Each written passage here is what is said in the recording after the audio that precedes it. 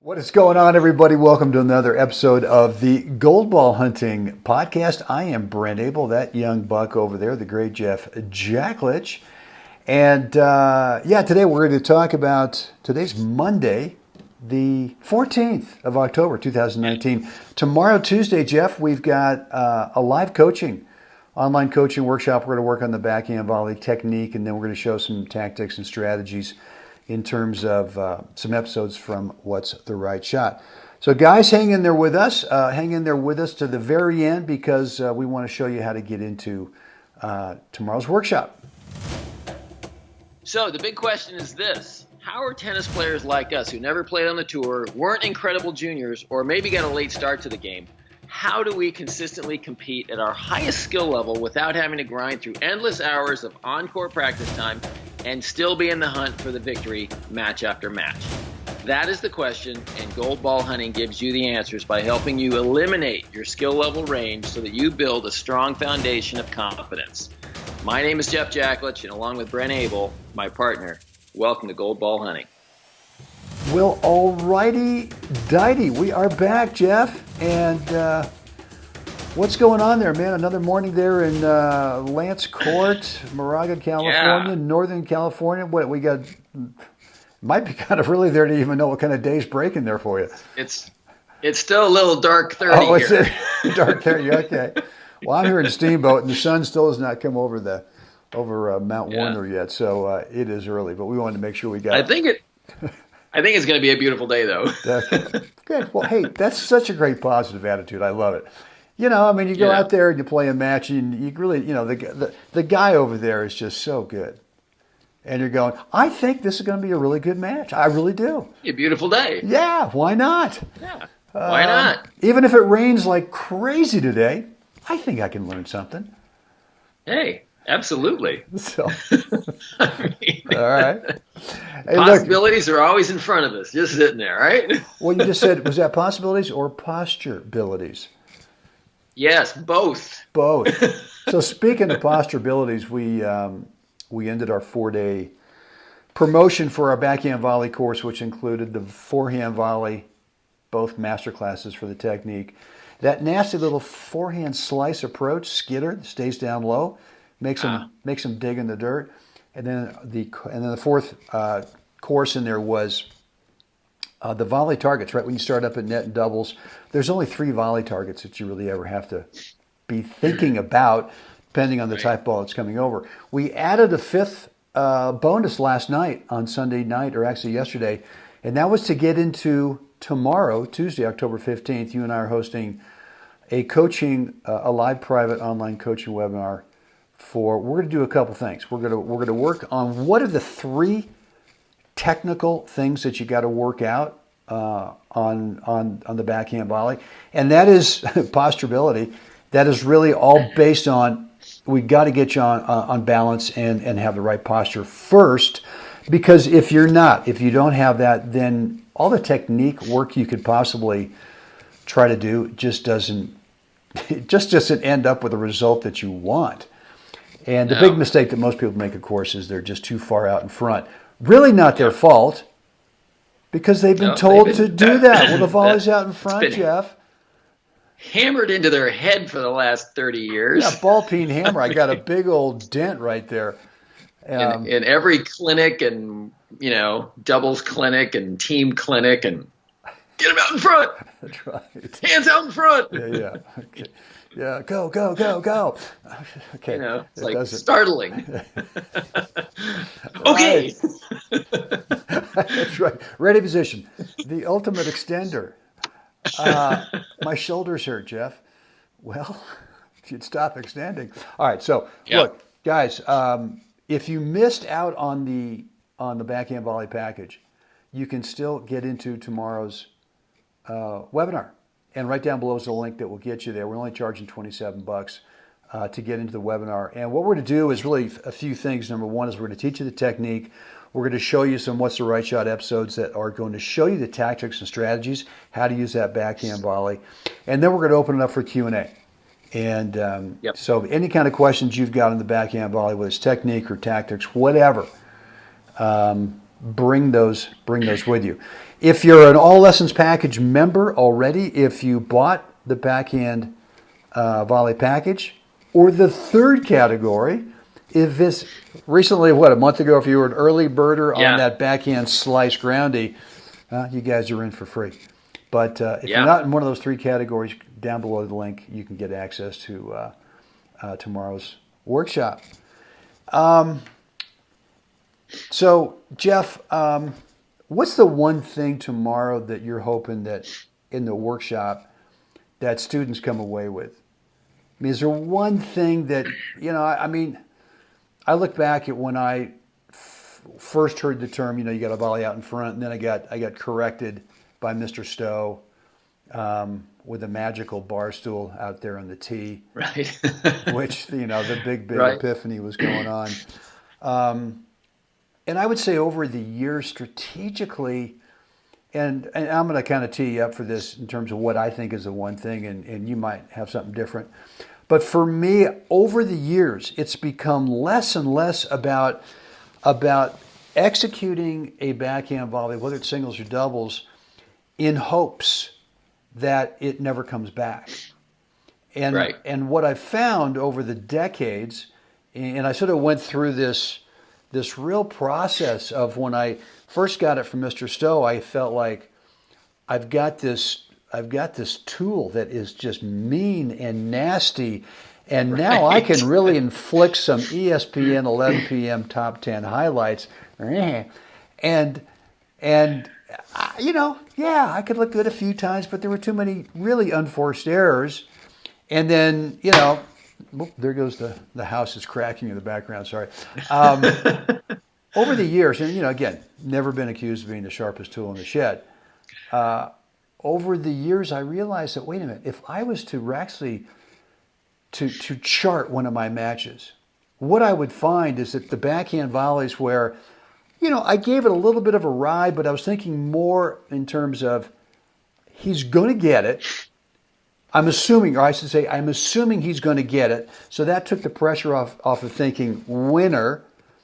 And then moving to the next best court position, whatever that was or is, and discovering that he got it, but I never had to play another shot.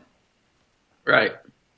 And especially in doubles over the last, 5 years, I feel like I've just completely filled up that stat category, which is I play it, they touch it, points over.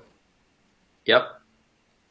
And it's like now all of a sudden I feel like I don't need to really go after this thing. I just need to be technically good on balance, posture, weight, WAIT. WAIT. Right. Don't get my weight, WEIGHT out in front.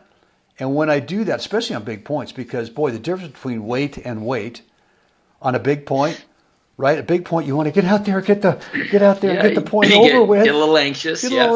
Then that starts to get the upper body WEIGHT out in front. Right. So I'm just yakking away. What do you think? Interrupt me. You want to roll, man. I didn't want to stop the genius flow. What you could say is what you could say. I agree. I agree. 100%. I do. I mean, it's just it is. The idea of there are certain things in this game and in any sport that until your posture is engaged, which then gives you really clean balance. I mean, obviously, anybody can be bent over and in a poor posture position, but still be balanced. You're not falling over, but it's not a position that actually promotes the activity that you're trying to do. So whatever that is. So in tennis, let's put it in these terms. Tennis is an upright game played on top of your feet. Way too much, as you've seen it, I've seen it, all over the world. People bent over trying to execute strokes and volleys and everything else. And so, particular to the volley, way too much time is spent kind of hunched over and the hands extended. And all that position does is promote the use of your hands. And I think that's just a false understanding of what great volleying is. Great volleying is great posture, which allows you to have quiet hands. Yeah. And then do it exactly what you're talking about, and that is being able to put a little stick on the ball and inflict a little pain and let the guy touch it. Right. Yeah. I remember I had so many incredible epiphanies that just to me with Mr. Stowe still are just crystal clear. I mean, it's like I can still remember the day and the cloud over there and you know the car beeping over here, and but this one day I was doing this thing where I was a little bit too far out in front, and Mr. Stowe came up to me and said, "Look, let's say," and he kind of got in front of me, right? So he's facing me. He says, "Let's say I'm the halfback, I'm the runner, and you're the linebacker, and I've just broken through, you know, your defensive line. Show me the position you're going to get in, because you don't know if I'm going to go right or left, do you?" And I go, "No." And he says, "So show me the position that you want to get in." And all of a sudden, I got in this position where and he would sort of give a little move to one side and then give a little move to the other side. And I wasn't, you know, before where I would have been falling with a move. Right. Right. And he used to do this great drill where he would have a ball in his hand and he would start to underhand feed you a ball. And he'd underhand feed you a few balls and you'd hit it, and then he'd get ready to hit you or underhand feed another one, and he'd hold it. He actually wouldn't let it go. And you'd be going, oh. You'd be stumbling. And so he was going, and this is getting back to the linebacker thing, he's going, if you commit too early with your upper body, now all of a sudden the guy's got you. He's absolutely got you. So for me, when you said that about the linebacker and here's the ball or here's the opponent over there, it just made a lot of sense. So right. Well, for me, that epiphany moment with Giuseppe was why do you keep trying to send your hands to the ball? Why do you keep trying to send your hands? Because that creates that dynamic where now you're up the body. Right. It's all, you know, it's the same exact thing. Yeah. But that was his way of conveying it to me, and it just made perfect sense to me. You know, that you're not trying to send your hands. Right. Well, you actually have to physically go over there. Yeah. You know. Another thing for me, I worked at a club in Memphis, Tennessee in the mid-'70s. And there were a couple of Australian guys there who were teaching pros at different clubs. And I think it was once a week I'd go over to this one guy's club and we'd all drill. It was great. I mean, these guys were good players. And so they had this one drill where, and you've done this a million times, where you're up at net and you're halfway between the tee and the net. And the guy just you're kind of working on your quickness from right to left, right? And all they're doing is just kind of tapping the ball. You've got to move over to your right side, forehand volley if that's it, and then get there and tap it back to the guy who's standing there in the middle. And then he might go back, and then you have to come back the middle. And he might go back over here, or he might go to your backhand side. And so what it was quick. It was, you know, easy for them to see that I was doing that. I was sending my hands first to go over to my forehand, or sending my hands. These guys, Jeff, stopped. They got this rope, and they tied my elbows. They tied my elbows in, so I was here, right? Yeah. And I'm going, and so, you know, the first couple times you're trying to get the hands, nothing works.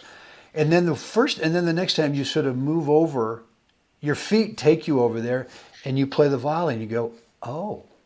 And so that really, I mean, that was such a great drill for me that really, really put in my head that you don't send your hands first. Right. As the linebacker, you don't reach for the runner.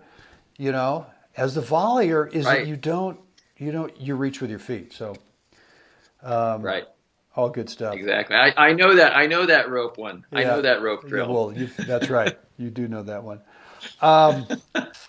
All right, guys. So look, I think we're done for today. Hope you got something out of today's episode. We're hoping that you're going to join us tomorrow at Tuesday, October 15th at noon Pacific. If you can't make it, If you can't make it, no sweat. I'm going to go ahead and record it, and I'll post the replay for the players that have signed up. The way to get signed up, if you're not part of those 3 categories I mentioned before, just down below, there's a link that will take you over to where you can get access for $27 for tomorrow's. Even if you can't make it, no problem. As I just said, I'll send you the replay. And we're going to work on volley technique, specifically backhand volley technique. We're going to work on the 3 steps. We're going to show Jeff's super clean, Mr. Clean. The volley technique. Not a lot of moving parts. Not too much, and for some reason he doesn't seem to miss too often. Okay, maybe there's something to that cleanness. I don't know. And then we're going to also do some What's the Right Shot episodes to show you how the shot is actually used in real life in points. Jeff, what do we want the fine folks to do right now? Like us, share us, please subscribe. Let us know what you think down below. iTunes and Stitcher, rate and review. Goldballhunting.com, spread it around. And definitely get over there today, and if you're not in one of those groups, and join us tomorrow. It's going to be a blast. Outstanding. Guys, get out there today, wherever you happen to be. Northern California, Steamboat Springs, somewhere. Help someone else have a great day, Jeff. We'll do this again tomorrow. Can't wait.